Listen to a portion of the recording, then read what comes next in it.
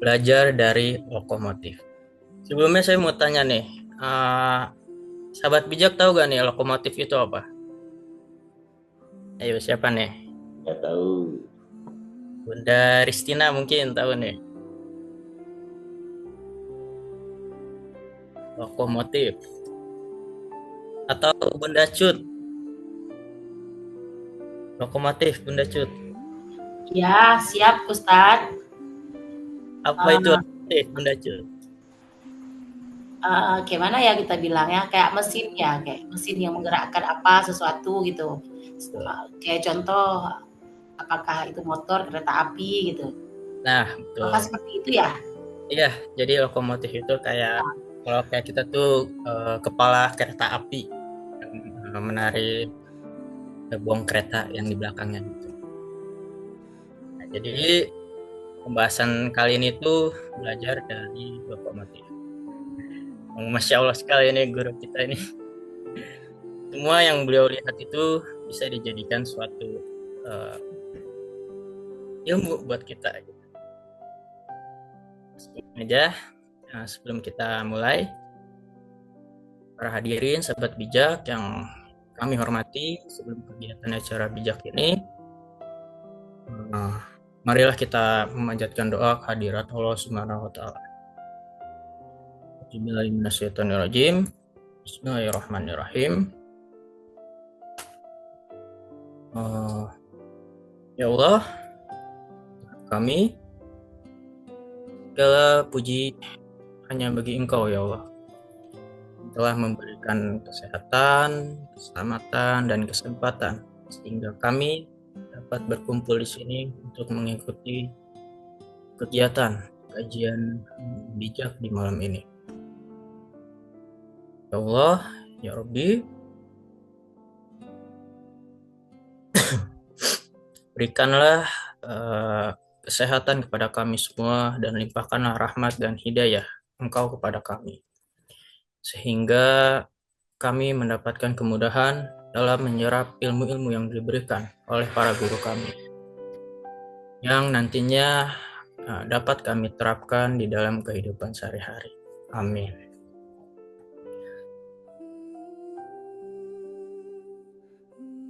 Syai'un lillahi lahum al-fatihah.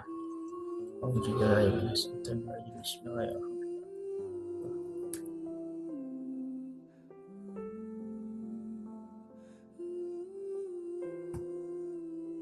Doa selesai. Mungkin untuk mempersingkat waktu, saya serahkan kepada guru kita, ayah kita, yaitu Ustadz Husnul Khair, yang akan menyampaikan materi tentang belajar dari lokomotif. Pada Ustadz, saya persilakan. Pada Ustadz.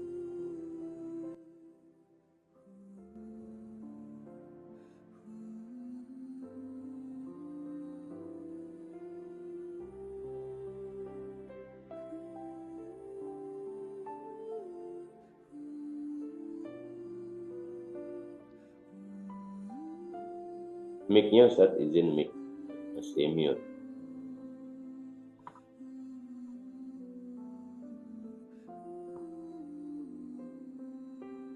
Testing 1 2 3 terdengar? Wadah, wadah. Wadah. Baik.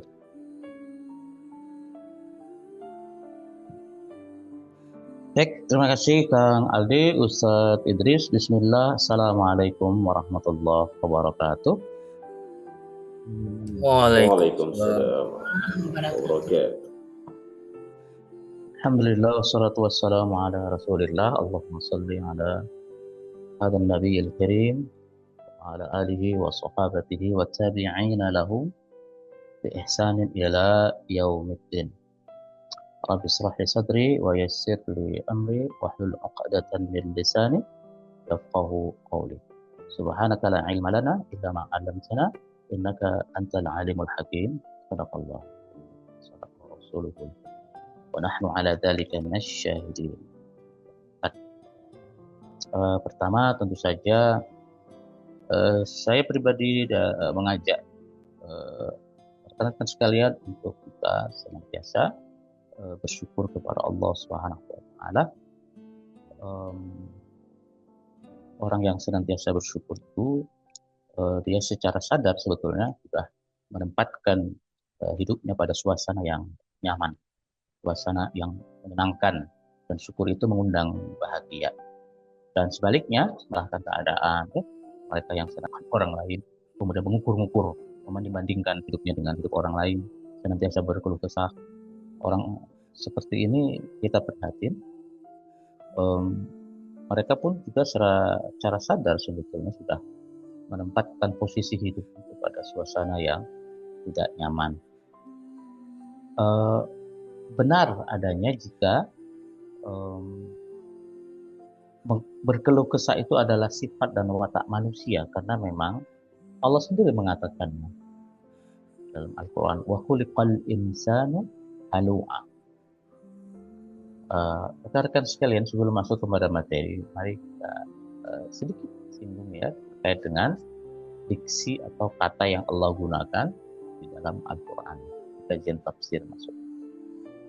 Ketika Allah menyebutkan kata kerja dalam bentuk kata kerja pasif, ya, seperti khuliqa itu diciptakan. Kemudian ada kata ju'ila, jadikan, ya, kutiba, diwajibkan. Biasanya kata-kata tersebut seolah Allah menyembunyikan siapa pelaku dari perbuatan tersebut. Wa khuliqa, wa kutiba, misalnya ditulis, zulzila, diguncangkan, ila zulzila. Kalau dalam ilmu sorof itu wazannya wazan fa'ila. Nah, biasanya wazan-wazan seperti itu yang bermakna kata kerja pasif itu berarti pelakunya nggak kelihatan, fa'il itu nggak kelihatan. Ditulis, diwajibkan, dimakan, itu nggak kelihatan. Diguncangkan, zulzila, kan? Nah, itu biasanya Allah ingin mengisyaratkan sebetulnya bahwa di balik perbuatan tersebut bukan saja Allah yang terlibat, tetapi ada juga unsur-unsur lain terlibat. Seperti misalnya kata zulzila, apabila bumi diguncangkan, idza zulzilatil ardu zilzalaha. Apabila bumi ini diguncangkan, dari proses terjadinya gempa, itu siapa sebetulnya pelaku perbuatan tersebut? Ya, segala apapun yang terjadi di dunia ini, ya, itu tidak bisa lepas dari peran Allah di dalamnya. Hatta daun kering yang jatuh pun itu ada Allah terlibat di dalamnya. Tetapi kenapa Allah tidak menyebutkan kata kerja tersebut dalam bentuk aktif? Misalnya idza aktubu, kutiba jadi aktubu, aku wajibkan, aku tulis, aku guncangkan. Bisa saja Allah membuat kata tersebut, tapi Allah tidak menyebutkan dirinya sebagai pelaku. Itu tandanya adalah boleh jadi perbuatan tersebut ada juga karena kita pelakunya. Seperti bumi diguncangkan, gempa misalnya, kan? Boleh jadi karena memang manusia, karena kemaksiatan, dosa-dosa yang dilakukan, itu yang kemudian mengundang murka Allah. Puasa itu menggunakan kata kutiba alaikumusiyam. Yang mewajibkan puasa itu sesungguhnya bukan saja Allah, tetapi tubuh kita ini menuntut untuk dia mendapatkan haknya untuk istirahat. Begitu pula khuliqa wa khuliqal insanu halu'a. Manusia diciptakan untuk berkeluh kesah. Jadi di situ yang membuat keluh kesah itu sebetulnya kadang-kadang sumbernya dari diri kita sendiri. Misalnya tidak bersyukur, ya kan, membanding-bandingkan hidup kita dengan orang lain, dan seterusnya. Jadi jangan salahkan Allah kalau misalnya ada sesuatu harapan dan cita-cita kita, doa-doa mungkin belum diijabah, belum dikabul oleh Allah, salah satu sebabnya mungkin penghambat doa itu adalah kita. Yang itu yang kemudian membuat kita tuh berkeluh kesah dan sebagainya. Baik, sahabat bijak yang saya banggakan, saya hormati, tema ini kita bahas ya, nanti akan ada tayangan di akhir ya. Itu sudah mengemas videonya. Video itu nggak tahu tiba-tiba saja kok dapat si Kediri ya, Kediri menuju Bandung ya. Sahabat bijak, kita mungkin pernah atau jangan-jangan kita pelakunya ya, bagi mahasiswa misalnya ya, pernah kita mungkin menunda-nunda penulisan skripsi atau tugas. Nanti sajalah, nunggu teman-teman ya, biar bareng nanti menyelesaikannya. Pada akhirnya saling tunggu menunggu dan biasanya nggak bekerja, nggak jalan, akhirnya skripsi pun terbengkalai. Nanti saja. Kalau bahasa Sundanya engkek wae. Nanti saja. Pun demikian, kadang-kadang kita sudah sepakat berjanji dengan teman misalnya untuk berangkat menuju ke satu tempat yang sudah disepakati. Kita tunggu-tunggu misalnya sahabat kita tersebut ya, 1 menit, 2 menit, sampai setengah jam, nggak juga muncul orangnya. Betapa jengkel dan kesalnya kita ketika mengetahui teman kita yang sudah janji ingin bersama-sama, dia masih asik tidur di atas kasur. Atau asik misalnya dia masih makan dan sebagainya. Betapa tidak nyamannya hati kita kalau dihadapkan pada kasus seperti itu.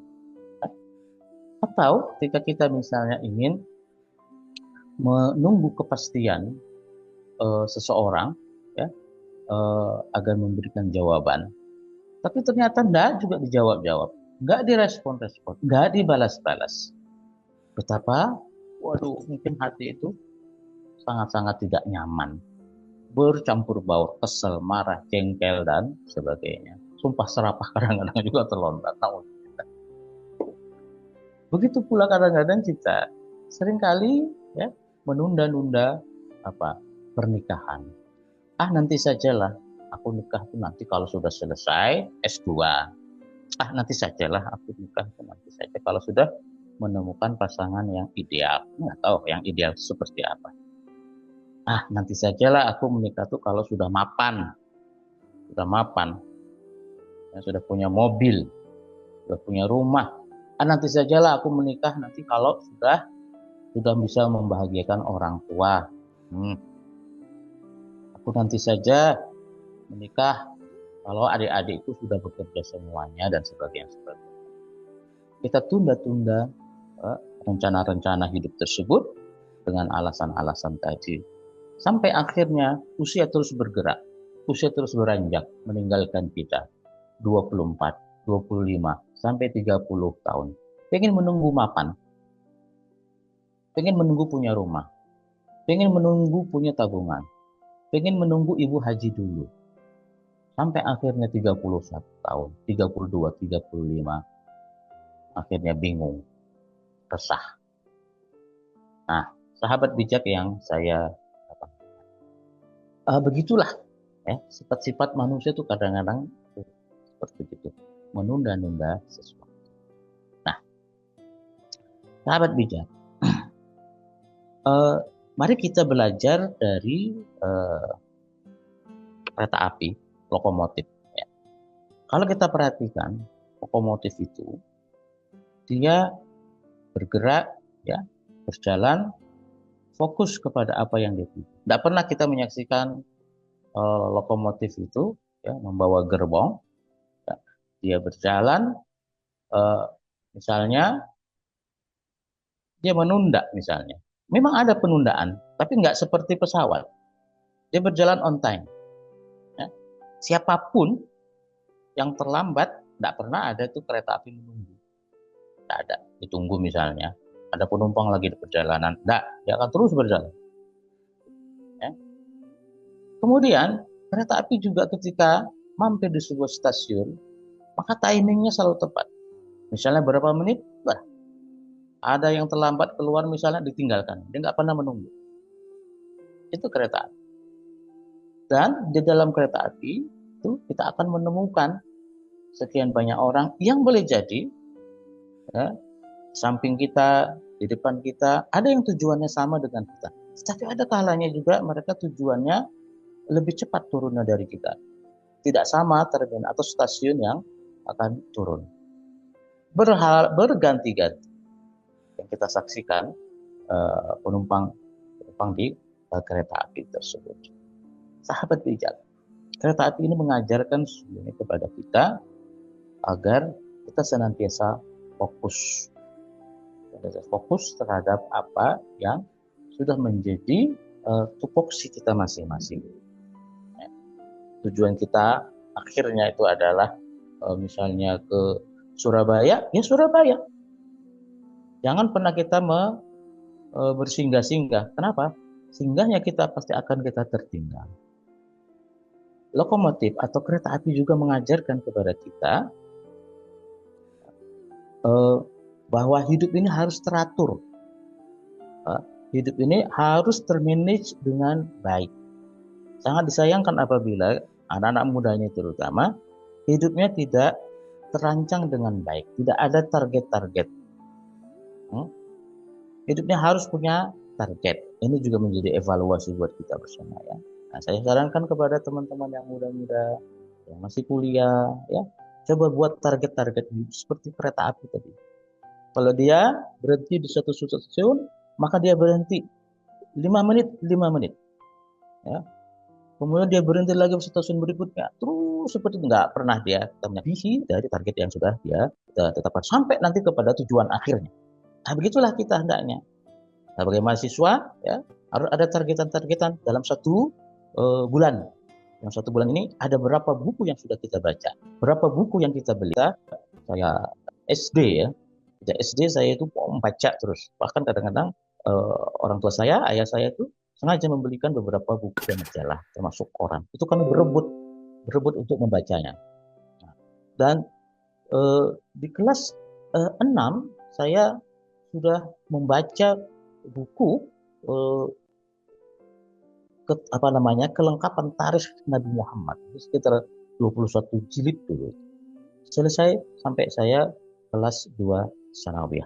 Jadi setiap hari saya punya target baca sekian halaman ini dan sebagainya. Dan itu saya tandai. Buku-buku saya tandai. Karena saya punya target, harus saya hafal, harus. Nah, begitu. Siswa, saya dalam satu semester ini IPK saya harus sekian. Kemudian semester berikutnya saya sudah harus menyelesaikan apa misalnya. Dan seterusnya seperti itu. Sampai kemudian program-program misalnya penyusunan skripsi, sidang komprehensif misalnya, dan sampai sidang skripsi itu sendiri sampai kemudian wisuda dan seterusnya. Nah, what the next setelah wisuda? Nah, target saya misalnya setelah wisuda saya harus usaha mendapatkan kerja. Nah, kemudian saya kapan berkeluarga, nikah, kapan punya anak, kapan punya rumah.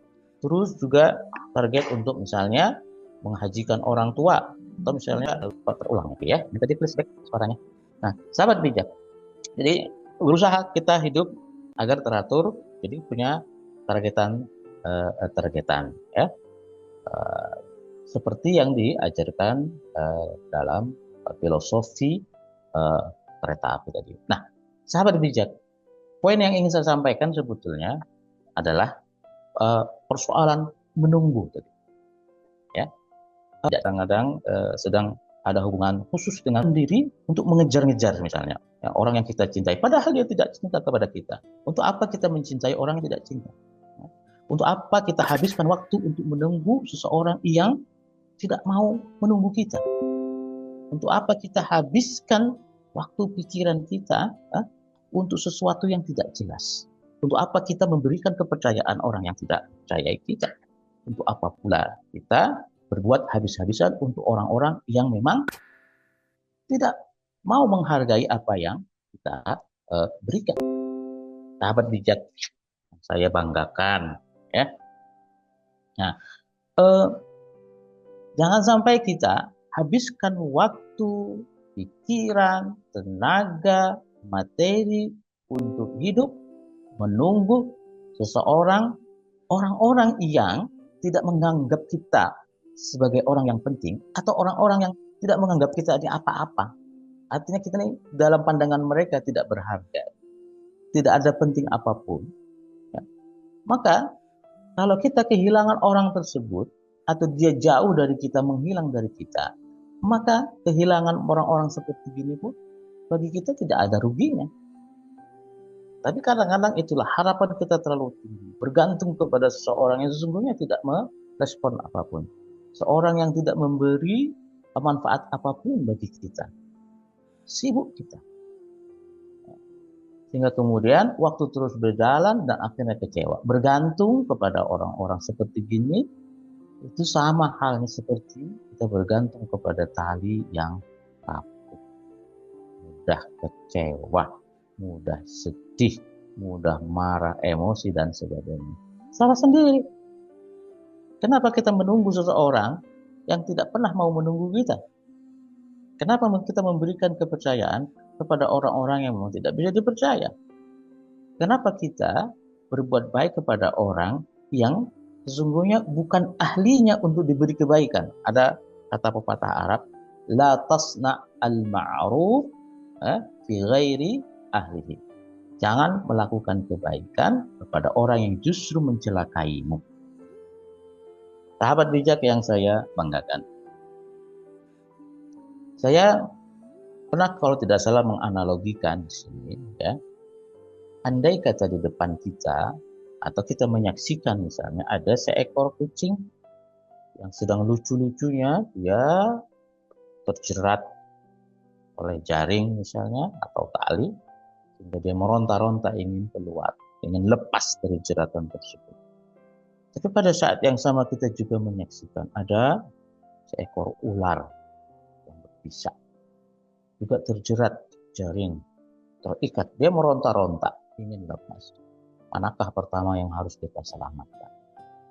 Saya yakin secara spontan naluri kita pasti akan lebih membantu menolong seekor kucing tersebut. Alasannya kenapa?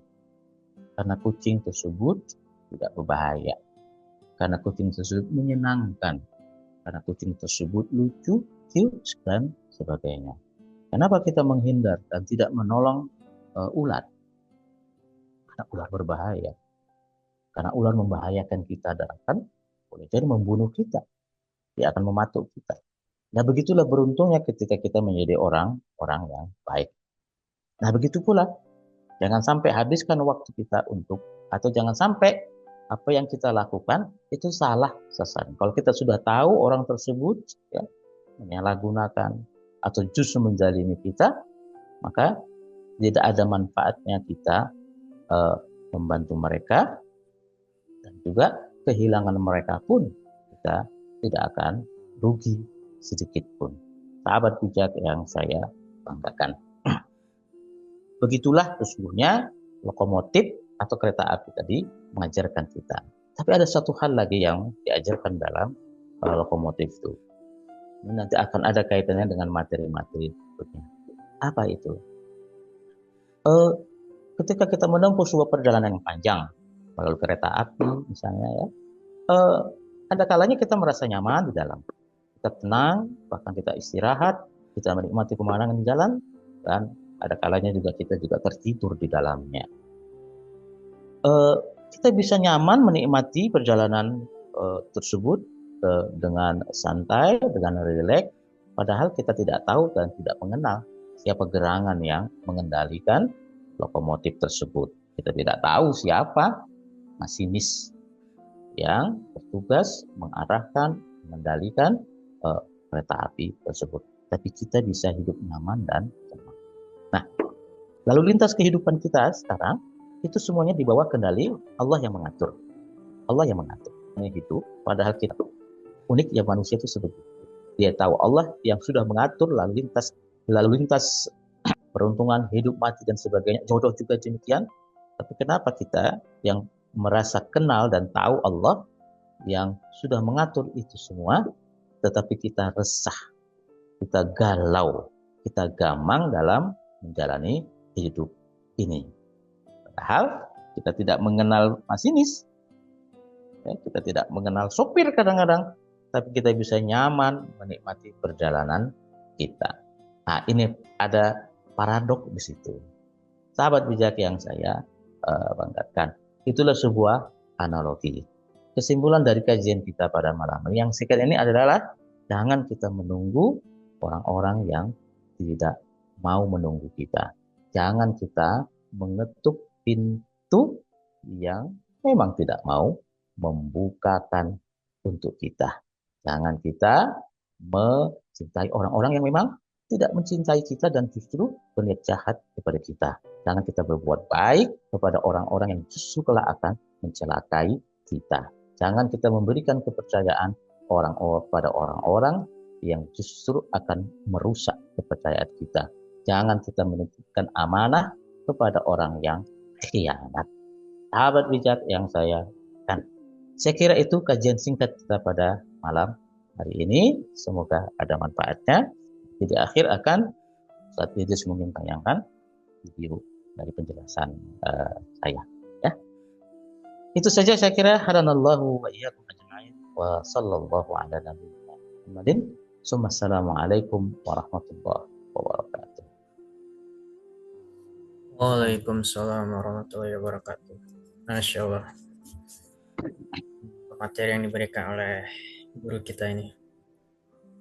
Untuk selanjutnya ini ada yang mau kita membuka sesi tanya jawab, mungkin 2 pertanyaan. Apakah ada yang mau bertanya langsung? Oh, Bu Ros. Bu Ros, silakan Bu Ros.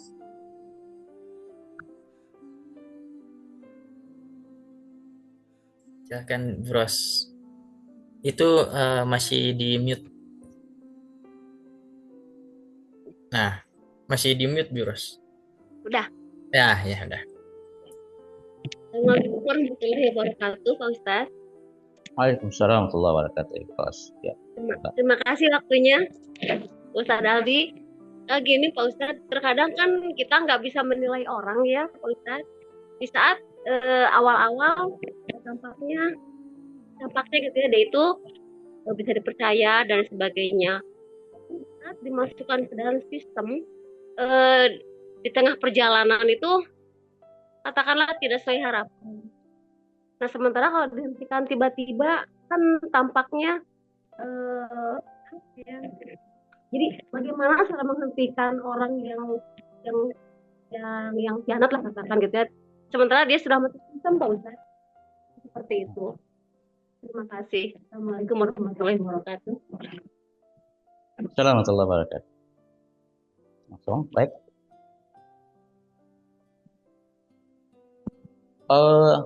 Langsung aja Kang Aldi ya. Rekan-rekan sekalian, kasus-kasus seperti ini tentu saja banyak kita temukan, terutama bagi mereka-mereka yang punya lembaga, organisasi, atau apapun itu yang melibatkan banyak orang. Ya. Prinsip dalam Islam itu adalah ada ungkapan yang mungkin sangat populer di kita dan sering kita dengarkan. Apa itu? Idza wusidal amru ila ghairi ahlihi fantadhir sa'ah. Dalam riwayat ada juga dikatakan dengan redaksi yang sedikit berbeda.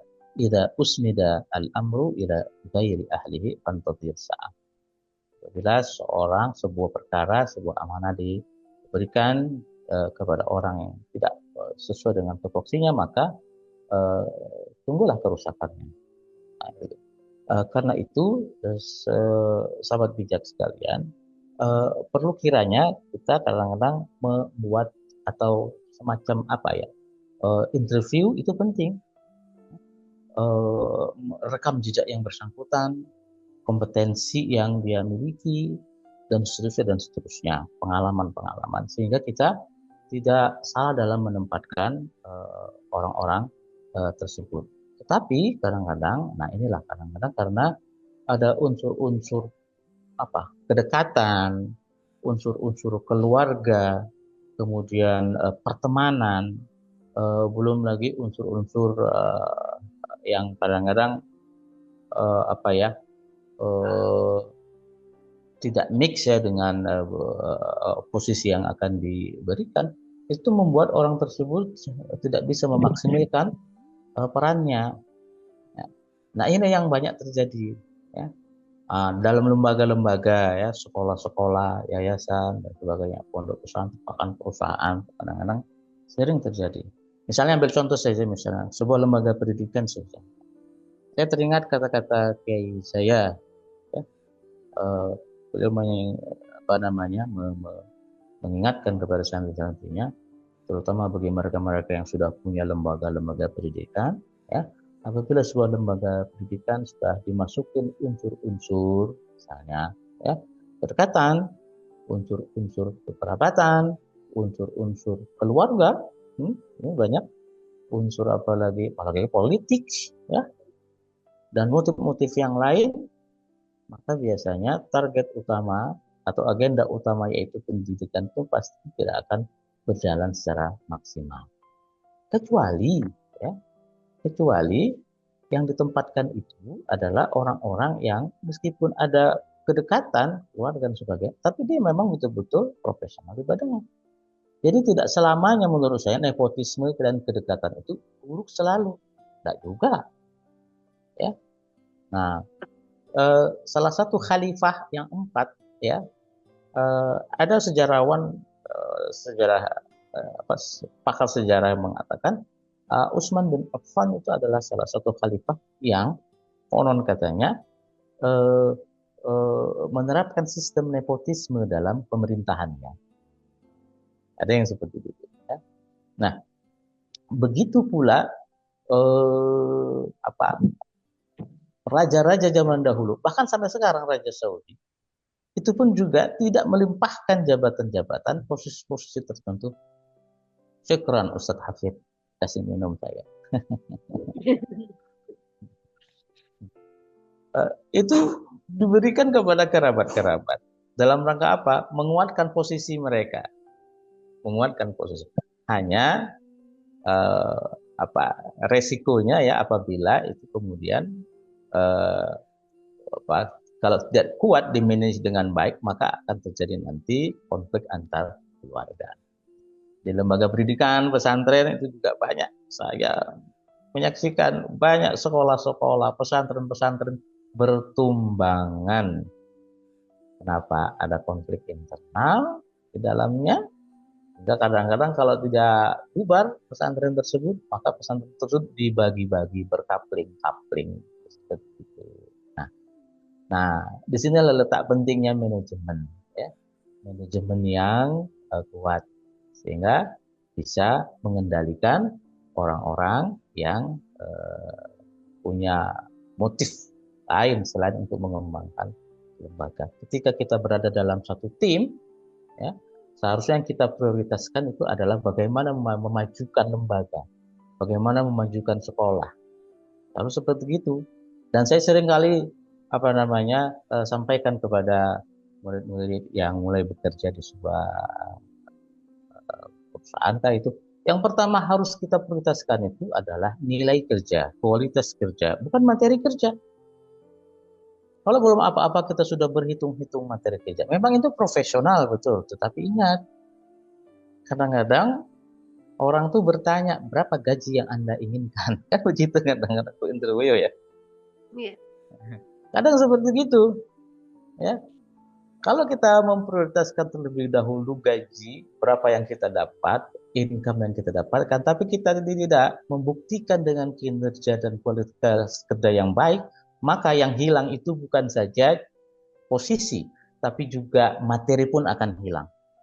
Tapi kalau pertama kita prioritaskan adalah kualitas kerja, kredibilitas kita, integritas kita, loyalitas kita, ya, maka bukan saja materi yang akan kita dapatkan, tetapi juga pekerjaan itu pun bisa terus kita dapatkan, bahkan meningkat. Itu sering gitu saya menemukan, ya. Maka maksimalkan terlebih dahulu bagaimana kita bisa menunjukkan loyalitas dan integritas kita ke sebuah atau di tempat yang dimana kita bekerja. Dan satu hal lagi sering dan yang saya tidak pas ya kalau menyaksikan, mohon maaf kalau ada demo-demo perusahaan buruh atau apa gitu kan ya. Bagaimana mungkin kita merusak citra lembaga yang selama ini menghidupi kita? Kan aneh. Sekian tahun kita dihidupi. Sekian tahun kita mendapatkan manfaat dari sekolah, perusahaan, lembaga, tapi kemudian kita membuat citra buruk terhadap lembaga tersebut. Kalau kita tidak sepakat dengan sistemnya, ya sistemnya saja yang kita perbaiki. Jangan citra dan nama baik lembaga itu yang kita cemarkan. Tidak pada tempatnya. Ya. Nah, ini ada hubungannya juga dengan materi yang kemarin. Kemarin itu apa ya? Tentang, lupa saya kemarin. Nah, saya kira demikian Ibu. Air. Tentang air kemarin. Tentang air. Tentang air ya? Kemarin ya. Oh. Air ya. Oh begitu ya, air ya kemarin? Iya, belajar dari air. Oke, baik, itu saja. Ada lagi? Terima kasih Ustaz. Jazakallah. Iya sih. Itu di tulisan banyak, Al. Saya nggak bisa baca ini. Gimana caranya? Salah satunya itu kalau tujuan lokomotif jelas arahnya. Kalau Bandung ke Bandung, kalau tujuan kehidupan terkadang tidak seperti yang diharapkan. Apa itu? Ini ada yang bertanya lagi nih Ustadz dari Bunda Fitri Handayani. Saya nggak bisa baca nih. Iya. Baca. Izin bertanya Ustadz. Ustadz, saya terfokus dengan poin yang Ustadz sampaikan bahwa hidup harus berfokus pada tujuan dan terencana. Tapi Ustadz, mohon maaf, saya orang yang terencana mempunyai plan A, B, C. Tapi yang saya rasakan, plannya sering tidak sesuai rencana saya, Ustadz. Plannya jadi plan Z atau rencana Allah yang saya tidak tahu ujungnya. Pertanyaannya, bagaimana cara menyikapi hal tersebut, Ustadz? Karena sisi ada rasa kecewa karena prosesnya kita sudah berusaha. Terima kasih, Ustadz. Kalau kereta api kita tahu, kalau kereta api kita tahu akhirnya, contohnya mau ke Bandung, ke Jakarta, ujungnya sampai ke Bandung. Bandung dari Jakarta, ujungnya sampai ke Bandung, Ustadz. Tapi kalau kehidupan, kadang rencana Allah mengejutkan, Ustadz. Maaf, tidak bisa menyampaikan langsung karena bising ada anak kecil. Ya, terima kasih. Ya. Ada baik. Begini,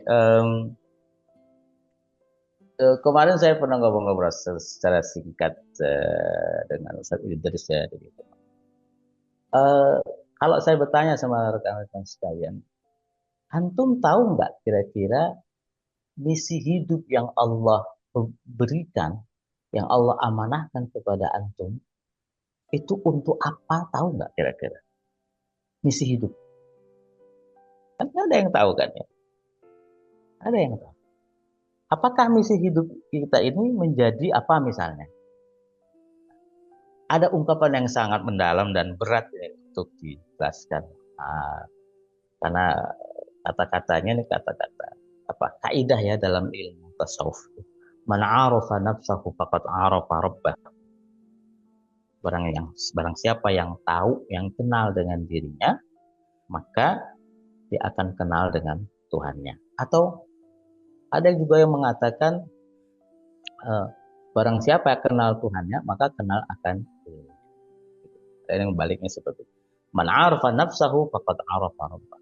Barang siapa yang kenal dirinya, maka dia pun akan kenal Tuhan, kenal Allah. Pertanyaannya, bagaimana kita tahu apa yang Allah inginkan pada diri kita? Bagaimana kita tahu apa sih yang Allah mau dari kehidupan kita? Sementara kita sendiri nggak mengenal diri kita. Apa yang dimaksud mengenal diri sih? Yang dimaksud diri, nafs sini, para ulama dalam kajian tasawuf itu mendefinisikan secara panjang lebar di situ. Yang dimaksud nafs atau diri di sini bukan diri kita secara fisik ini enggak, tapi yang dimaksud dengan mengenal diri adalah mengenal apa yang sesungguhnya, apa yang sesungguhnya Allah inginkan dari kehidupan kita. Sahabat bijak, orang yang sudah tahu bahwa Allah menetapkan hidupnya untuk meskipun ada kalanya planning-planningnya tidak sesuai dengan hidup itu tidak seperti yang kita inginkan. Mungkin antum sering mendengar kata-kata itu. Hidup ini tidak seperti yang kita inginkan kadang-kadang.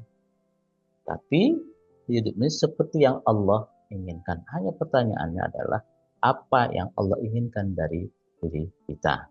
Kalau kita ingin tahu apa yang Allah inginkan dalam hidup kita, maka kenalilah Allah. Kalau kita ingin hidup ini, kalau kita ingin misalnya mencari kebahagiaan, maka jangan berjauh-jauh dari sumber kebahagiaan. Kebahagiaan itu, kenyamanan hidup, bukan hanya terletak pada buku-buku motivasi. Ya.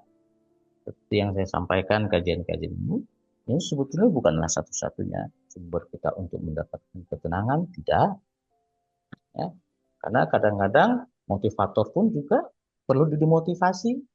Kadang-kadang seperti itu.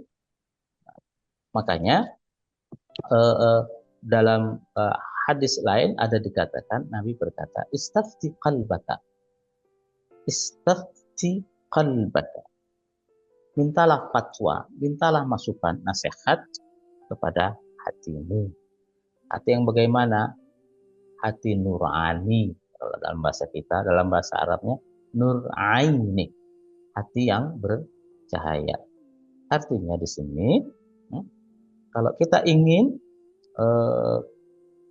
apa yang kita inginkan, apa yang kita harapkan, itu tidak membuat kita misalnya belum tercapai dan sebagainya, ya, maka boleh jadi Allah menginginkan yang lain dari kita. Andai kata satu pintu tertutup oleh kita, boleh jadi Allah membuka pintu-pintu yang lain. Apabila satu target-target kita tidak tercapai, boleh jadi Allah inginkan yang lain. Hanya kadang-kadang fokus kita, target kita hanya kepada itu. Tidak masalah kalau kita punya planning-planning yang berbeda. Ya. Sebab itu tadi saya katakan, ada kalanya apa yang kita inginkan belum tentu itulah yang terbaik. Nah, sahabat bijak yang saya banggakan, tentu saja penganalogian kereta api tadi nggak sepenuhnya bisa sama dalam kehidupan kita. Saya menganalogikan kereta api itu bahwa target hidup kita terakhir, ya, seperti kereta api, misalnya kita mau ke Surabaya. Nah, target hidup kita adalah husnul khatimah. Bagaimana kita di dunia hasanah wa fil akhirati hasanah. Untuk mendapatkan akhirati hasanah, syaratnya di dunia hasanah dulu. Bagaimana kita bisa hasanah di akhirat sementara di dunia kita tidak hasanah? Ada orang berkata, "Aish kariman, au mut syahidan." Hiduplah mulia, hiduplah terhormat, atau mati syahid. Mati syahid, jangan diartikan mati syahid itu hanya misalnya berjuang gitu pada seperti Ismail Haniyeh, enggak seperti gitu saja. Nah, artinya di situ apa? Kita hidup hendaknya pertama aish kariman, hidup secara terhormat, hidup secara mulia. Apapun posisi kita, apapun tugas kita, jangan pernah berharap, jangan pernah menganggap bahwa mulia itu hanya ketika kita menjadi misalnya tokoh, menjadi ulama, menjadi yang mempunyai gelar-gelar yang kemarin sempat ramai nasab dan sebagainya. Tidak. Kemuliaan seseorang itu tidak hanya terlihat dari ukur dari mana dia berasal, keturunannya, ya, tidak, bukan posisinya. Jelas saya pikir bahwa inna akramakum indallahi atqakum, yang paling mulia di kalian itu adalah orang-orang yang bertakwa. Saya pernah juga singgung kalau tidak salah di sini bahwa surga itu selalu terbuka. Allah siapkan bagi siapapun hamba-hambanya yang baik, beramal soleh, beriman dan bertakwa dari kelompok manapun dia. Dan sebaliknya, neraka itu Allah siapkan bagi mereka-mereka yang ingkar, bagi mereka-mereka yang melakukan dosa, zalim dan sebagainya. Jadi target hidup kita adalah bagaimana kita bahagia di dunia dan di akhirat. Caranya bagaimana? Macam-macam. Bukankah kita bisa menyaksikan, coba burung terbang, burung bisakah dia merubah arah angin? Tidak bisa. Arah angin ke utara, ya ke utara. Angin itu ke selatan, ya ke selatan. Tapi meskipun burung tidak bisa merubah arah angin, tapi bukankah dia bisa merubah-rubah atau menggerak-gerakkan apa? Sayapnya, menggerak-gerakkan ekornya, sehingga dia bisa meliup-liup. Nah, begitulah kehidupan kita. Kita kadang-kadang tidak bisa menolak apa yang sudah Allah tetapkan, ya. Tetapi kita bisa membuat hidup ini jauh lebih dinamis, ya. Sebagaimana halnya rekan-rekan sekalian kalau punya rumah, bentuk rumah itu ya seperti itu, petak misalnya. Tapi bukankah kita bisa merubah-rubah perabot, televisi ditempatkan di mana, kemudian kulkas di mana, sofa di mana, dan seterusnya. Lah begitulah kehidupan kita. Ya. Nah, kita diberi oleh Allah kemampuan untuk kreatif, untuk menciptakan hidup ini dinamis, tetapi tanpa kita mengabaikan target dan tujuan utama agar kita menjadi orang-orang yang tergolong husnul khatimah. Tidak ada puncak target bagi setiap muslim kecuali dia masuk surga, kecuali dia menjadi husnul khatimah. Caranya macam-macam. Saya kira demikian, ya. Nanti terakhir saya ingin menjelaskan tentang materi status yang kemarin sudah saya tulis tentang orang-orang yang mengatakan sesuatu. Kang Aldi ya terakhir nanti.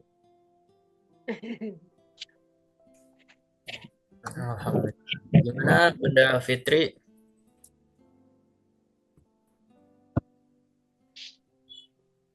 Sudah tidak ada lagi. Kalau tidak ada saya ini jelaskan. Ya. Kemarin saya cantumkan tulisan tentang kuliah kehidupan juga, karena ada yang bertanya kepada saya, kenapa kok saya nggak melakukan apa-apa kok dibilang begini begitu dan sebagainya. Mungkin kita pun juga pernah mengalami itu. Saya tulis, rekan-rekan sekalian, bersiap-siaplah kita hidup di dunia dengan beraneka ragam watak sifat manusia, ya. Apalagi kita bergabung kepada salah satu institusi, lembaga dan sebagainya, pasti saja akan ada orang-orang yang akan mengatakan sesuatu yang sesungguhnya nggak ada pada kita. Kamu ini melakukan gini ya, padahal kita nggak melakukan. Mengatakan sesuatu, ya, orang-orang akan mengatakan sesuatu yang tidak ada pada kita. Coba lihat itu, pentas politik kita, ya, di televisi, saling tuduh, saling menutup-nutupin, ya, yang nggak bersalah, ya, dituduh, yang bersalah selamat. Makanya kita kadang-kadang susah mencari keadilan di meja hijau.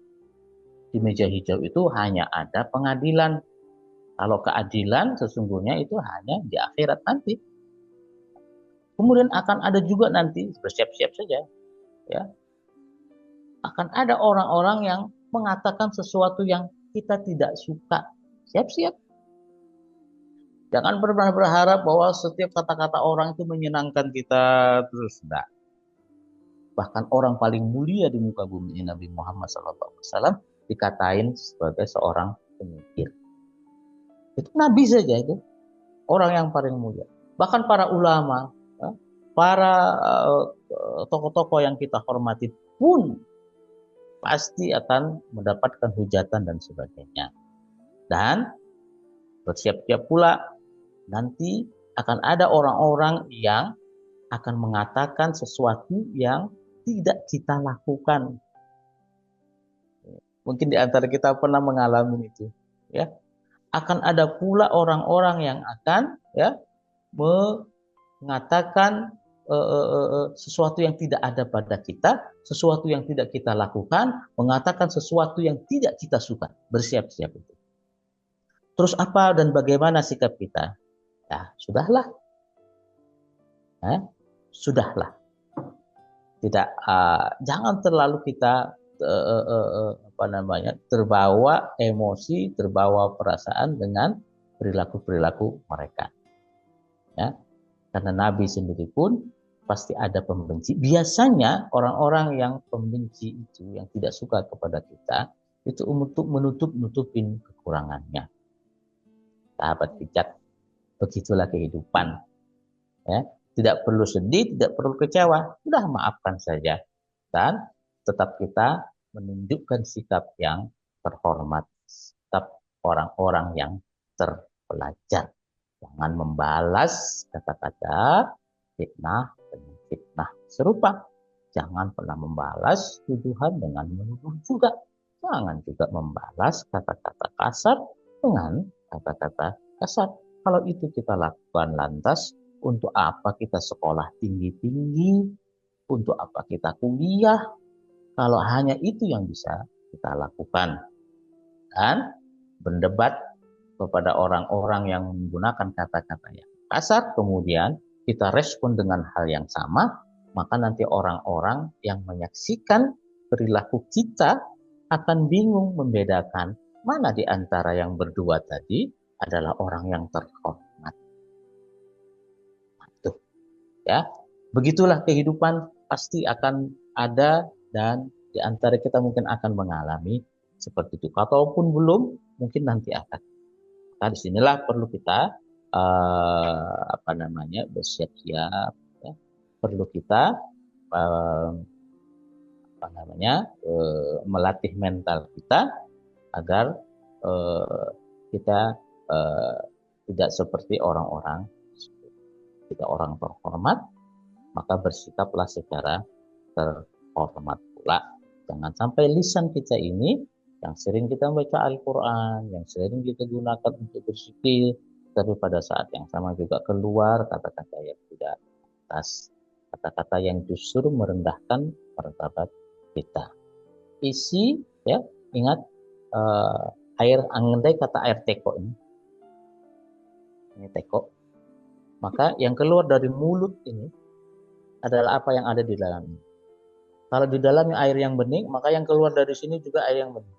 Tapi kalau di dalamnya adalah air kopi, maka yang keluar dari sini kopi juga. Kalau di sini adalah air teh, maka yang keluar dari sini teh juga. Ah, begitu pula lisan kita ini seperti mulut teko. Mulut teko. Jadi kalau yang keluar dari mulut kita adalah kata-kata yang, mohon maaf, kebun binatang. Itu seringkali kita mendengar itu. Sebentar-sebentar kata-kata, mohon maaf, anjing. Aduh, bagaimana mungkin ada kata-kata seperti itu? Ya. Kata-kata apalagi makian, itu menunjukkan di sini itu nggak beres. Ada yang nggak beres. Jadi lisan kita menunjukkan apa yang ada di dalam. Maka berusahalah untuk mengendalikan. Buat kita semua, ya, saya juga. Jadi berpikir terlebih dahulu sebelum kita berkata, sebab lisan, kata-kata apabila sudah terlontar, maka tidak ada yang bisa mengeremnya. Ingat, begitu pula kata-kata baik, nasihat-nasihat, itu seperti peluru. Seperti peluru. Kalau peluru itu, dia bisa menembus satu kepala. Tapi kalau kata-kata bijak, kata-kata yang nasihat, yang memotivasi, yang menguatkan, itu bukan saja menembus satu kepala, tapi menembus 10, 100, ribuan kepala itu bisa termotivasi. Maka pandai-pandai dalam mensikapi atau merespon sikap, kata-kata, perilaku orang yang dialamatkan kepada kita. Ini penjelasan dari apa ya kemarin tuh tulisan saya terkait dengan kuliah kehidupan. Saya kira demikian. Masya Allah.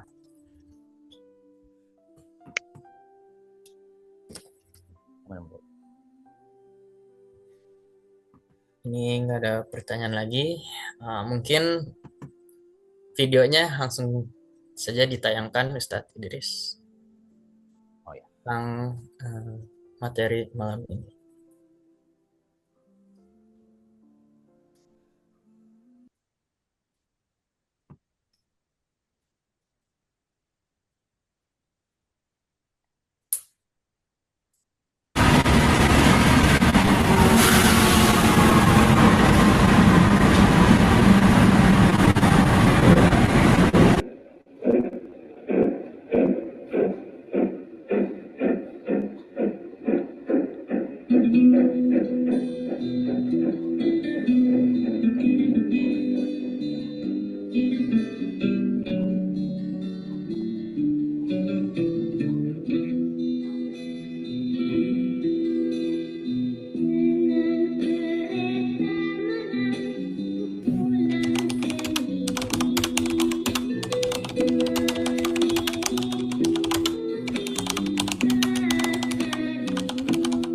Lagunya melo sekali.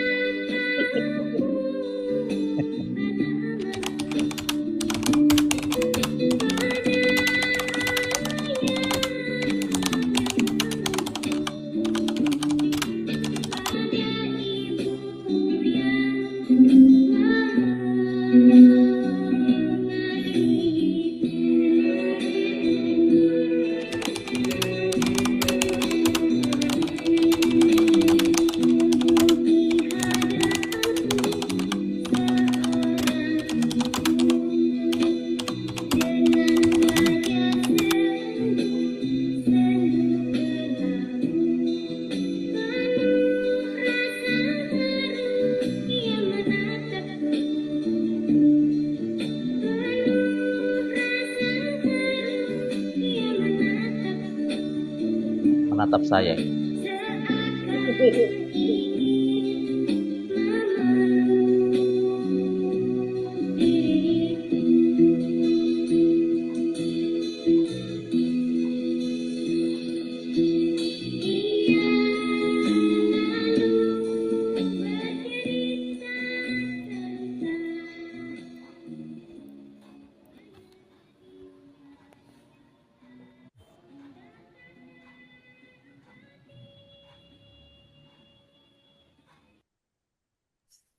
Masya Allah.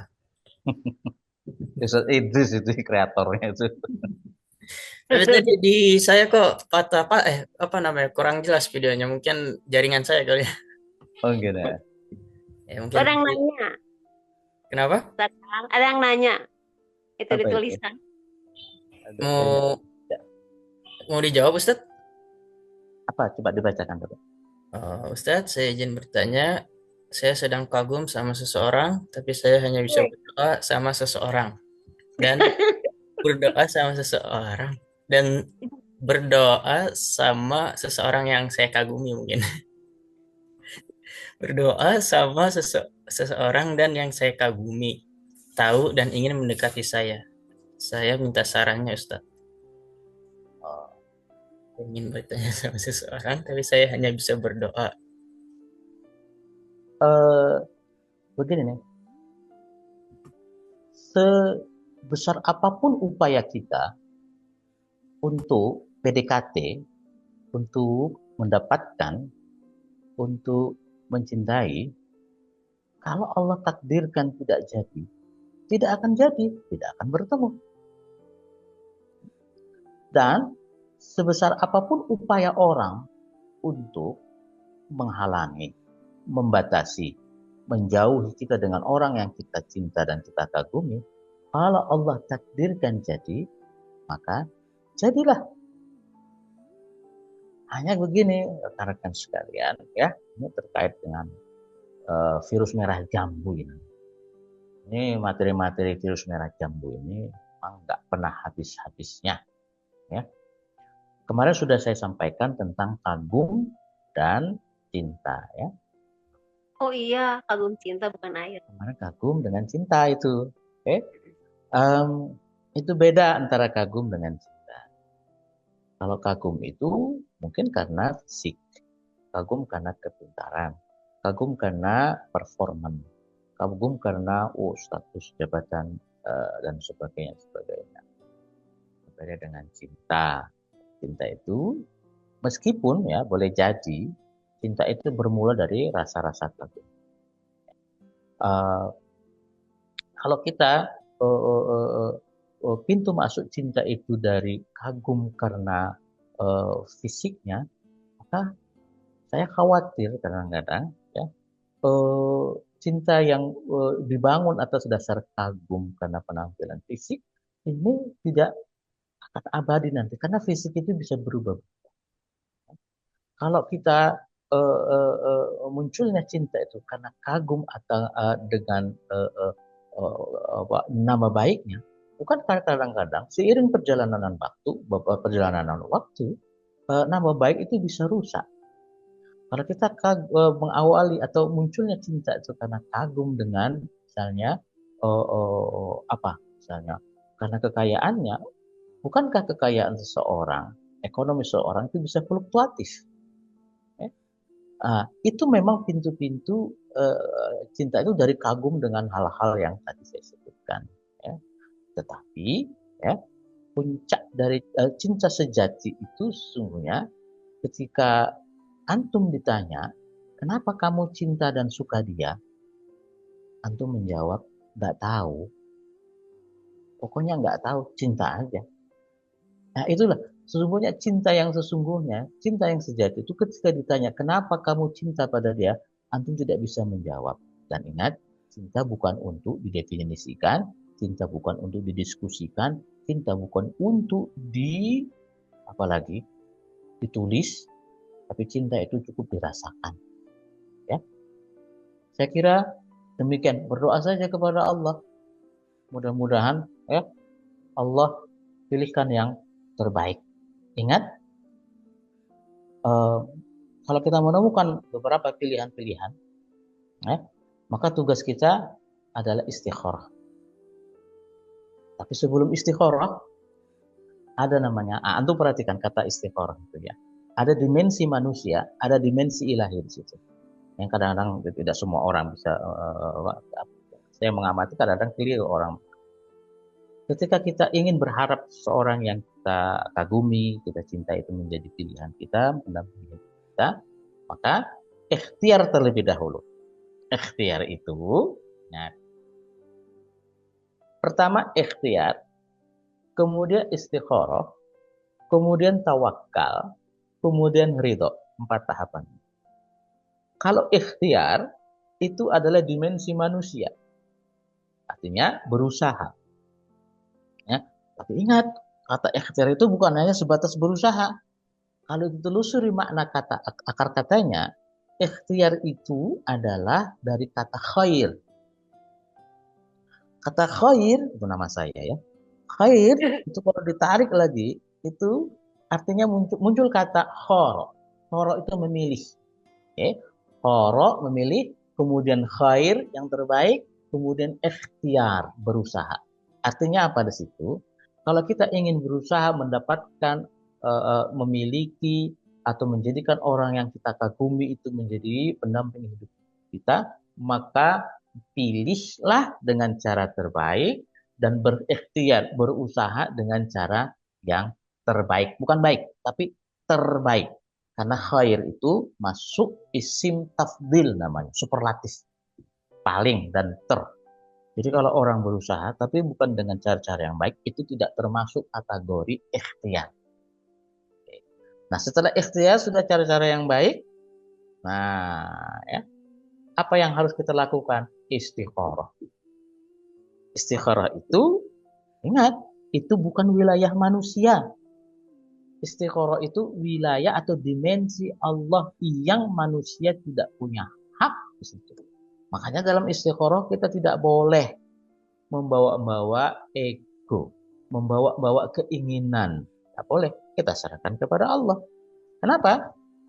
Karena kata istikharah dalam bahasa Arab, setiap ada kata-kata, isim-isim yang berawal atau yang diawali dengan huruf alif, sin, ta. Dan istikharah itu bermakna meminta, memohon. Istighosah, meminta pertolongan.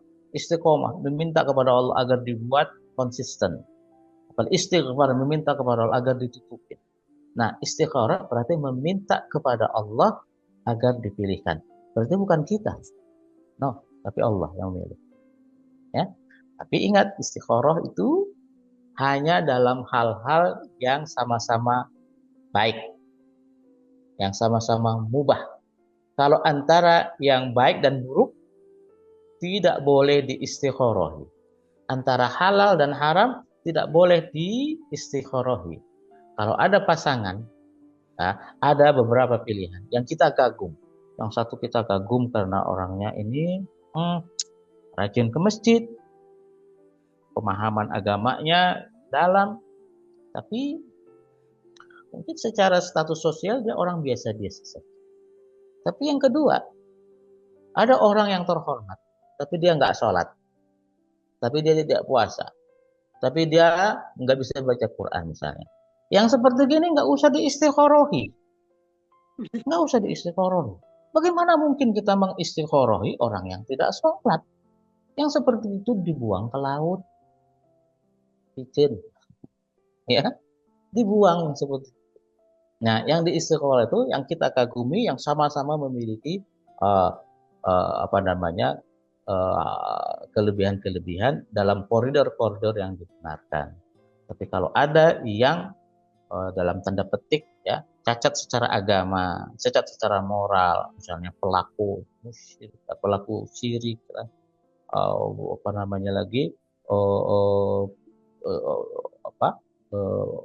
orang yang diketahui sering melakukan kekerasan, yang seperti itu nggak usah diistiqorohi, ya, yang seperti itu nggak usah dikagumi. Saya kira demikian ya, yang bisa saya jawab. Oke, sudah ya? Iya, siap. Gimana Teh Salsabila? Apakah sudah jelas? Sudah, saya kira. Saya ingin terakhir closing statement dari saya ya. Ingat, sering kali saya sampaikan kepada murid-murid saya kelas sebelum menutup pengajian belajar. Ingat, sebelum tidur nanti malam, jangan lupa biasakan hal-hal yang positif.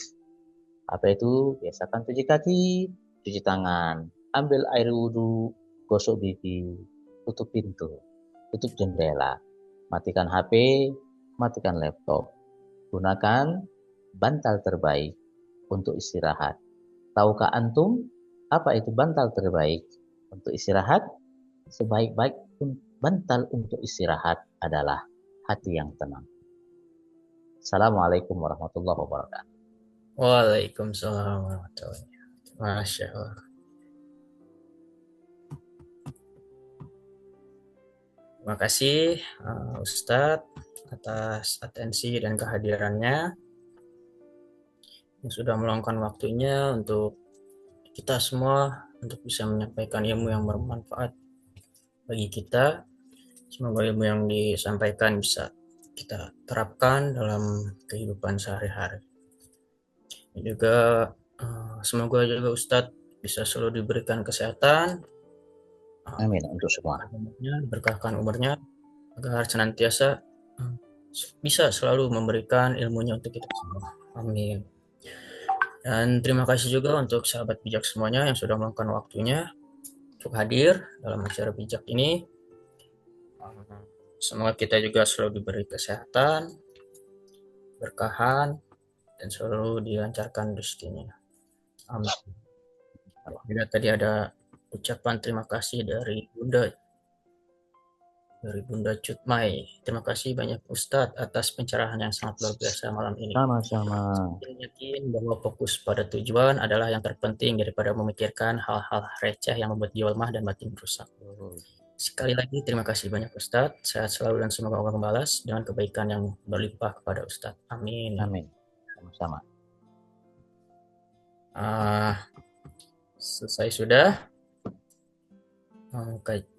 program bijak kali ini. Dan untuk video yang tadi nanti akan di-share juga di grup. Terus juga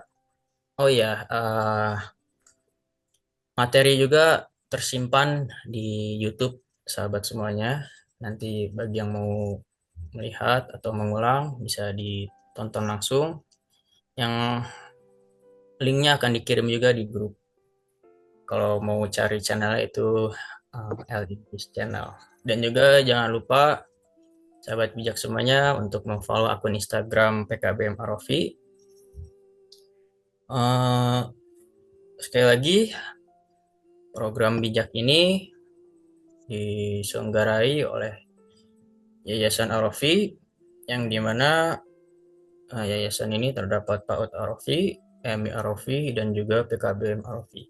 Jadi bagi sahabat bijak semuanya yang sekiranya mau bersilaturahmi, kami membuka pintu yang selebar-lebarnya bagi sahabat bijak semuanya. Dan juga satu lagi Ayah Bunda, sahabat bijak semuanya, sekali lagi kami memfasilitasi